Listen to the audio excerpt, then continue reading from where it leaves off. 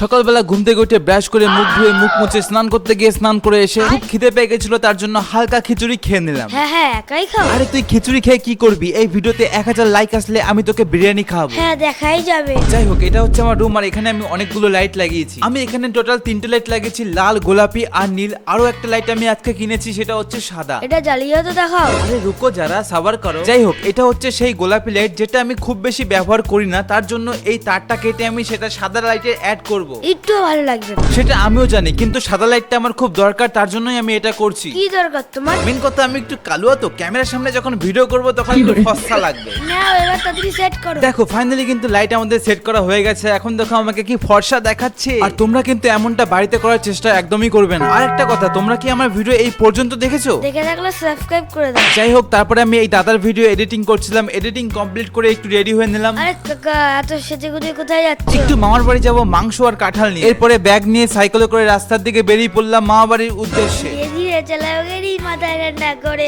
হাসি খুশি তুললে যদি পড়বে যে খাদে। যাই হোক, এরপরে রাস্তার সাইডে একটা দোকান দেখে কিছু খাবার কিনে চলে গেলাম সোজা মামা বাড়ি। ওখানে গিয়ে লিসির সঙ্গে দেখা হয়ে গেল। এই হচ্ছে আমাদের লিসি। এরপরে দাদু আমাকে কিছু ডাল পেড়ে দিচ্ছিল। কাকা তুমি পান খাও? আরে খেপা, এটা পান না, এটা চই গাছ। এই গাছ সেটা আবার কি? আচ্ছা, তোমরা যদি জানো এই গাছটা কি কাজে ব্যবহার হয় তাহলে অবশ্যই কমেন্ট করে জানিও। যাই হোক, তারপরে আমি সাইকেল চালিয়ে রাস্তার অপরূপ দৃশ্য দেখতে দেখতে চলে আসলাম বাড়ি। ভিডিওটা ভালো লাগলে সাবস্ক্রাইব করে দাও আর লাইকটাও করে দিও। চলো বাই।